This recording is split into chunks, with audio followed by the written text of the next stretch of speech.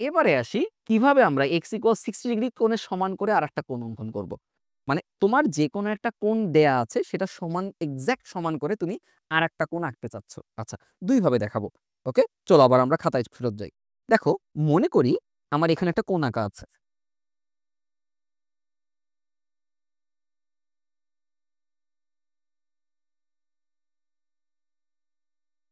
যে কোনো মাপের একটা কোণ হইতে পারে এটা।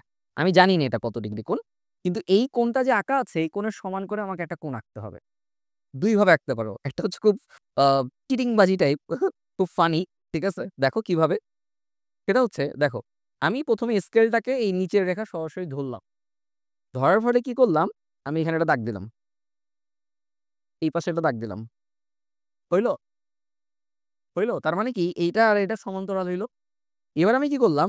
স্কেলটাকে আমি এই পাশে ধরলাম। এবারে আমি কি করলাম? এটার সাথে একটা দাগ দিলাম। ওকে? এটা মিলে নাই, এটা মিলায় দেই আরকি। একটু বড় করে দিতে হইতো আরকি। এই কোণটা তার মানে এই কোণটা আর এই কোণটা মেপে দেখবা সবসময় সমান হইছে। তো এটা হচ্ছে এটা মানে ট্রিকস, ঠিক আছে? এভাবে তুমি আঁকতে পারো। কিন্তু এখানে সমস্যা হচ্ছে তোমাকে সবসময় এই দূরত্বেই আঁকতে হবে। তুমি যেকোনো জায়গায় আঁকতে পারবা না। তো এখন যদি কোয়েশ্চেন আসে, "স্যার আমি তো এখানে আঁকতে চাই না। আমি কোণটাকে এরকম একটা জায়গায় আঁকতে চাই। আমি কোণটাকে এই কোণের মাপ নিয়ে অন্য একটা কাগজে আমি সেই কোণটাকে আঁকতে চাই। সেটা কিভাবে আঁকবো?" ঠিক আছে? চলো আমরা সেই ব্যাপারটাও দেখে ফেলি।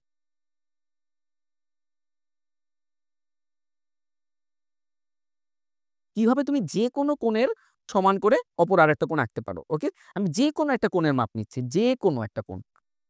দেখো, এই একটা আমি এইভাবে করেই নিচ্ছি। বা তুমি যেকোনোভাবেই নিতে পারো। কোনো সমস্যা নেই।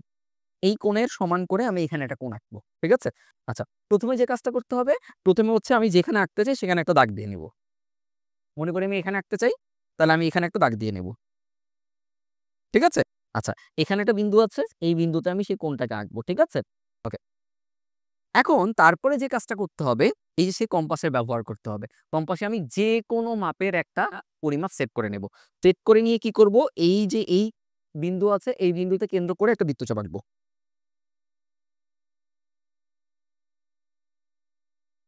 আঁকলাম?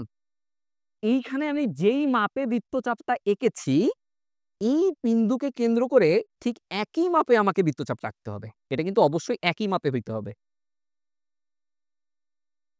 বৃত্তচাপটা ছোট বড় হোক সেটা সমস্যা নাই। কিন্তু মাপটা কিন্তু একই মাপে হইতে হবে। দেখো, আমি এইখানটায় যেই মাপ করে বৃত্তচাপটা এঁকেছি, এই এতটুকু ডিসট্যান্স নিয়ে এখানেও কিন্তু আমি সেই ততটুকু ডিসট্যান্স নিয়েই বৃত্তচাপটা এঁকেছি। ঠিক আছে? এরপরে কি করতে হবে? এই ব্যাপারটা খুবই মজার এবং সহজ। দেখো, আমাকে কি করতে হবে কি এবার এই বিন্দুকে কেন্দ্র করতে হবে।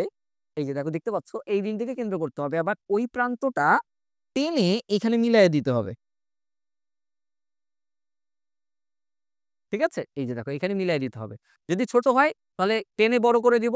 বাট এইটুকু মাপ নিতে হবে আমাকে। ঠিক তেমনি আবার এখানে মিলাইতে হবে এবং এইখানে একটা বৃত্তচাপ আঁকতে হবে সেই সেম মাপে। এইখানে যতটুকু মাপ দেখতে পাইছো? ঠিক ততটুকু মাপে এখানে একটা বৃত্তচাপ এঁকে দিতে হবে। দেখো, এই ২ টা বৃত্তচাপ একটা বিন্দুতে ছেদ করেছে। এরকম একটা বিন্দুতে ছেদ করেছে। এবার আমরা যদি এটাকে যুক্ত করে দেই,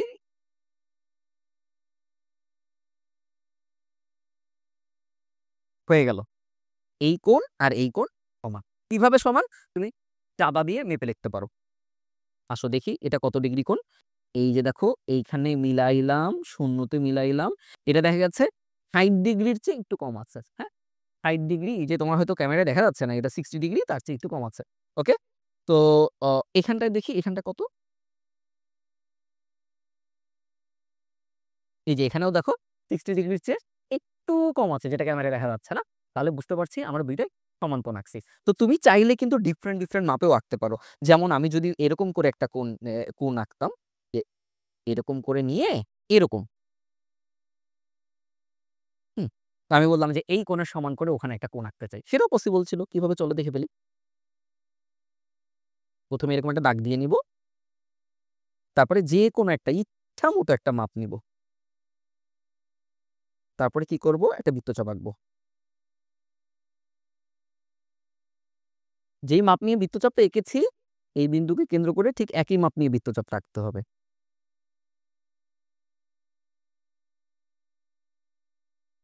ঠিক আছে?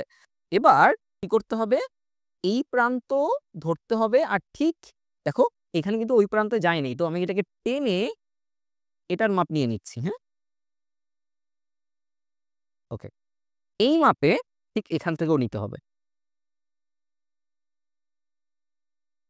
এবার দেখো যেই বিন্দুতে ছেদ করেছে সেই বিন্দু আর এই বিন্দুকে যুক্ত করে দিতে হবে। তাহলেই এই কোণটা আর এই কোণটা সমান হয়ে যাবে। ক্লিয়ার? তো আমরা এখন নিশ্চয়ই যেকোনো কোণের সমান করে অপর আরেকটা কোণ আঁকতে পারবো।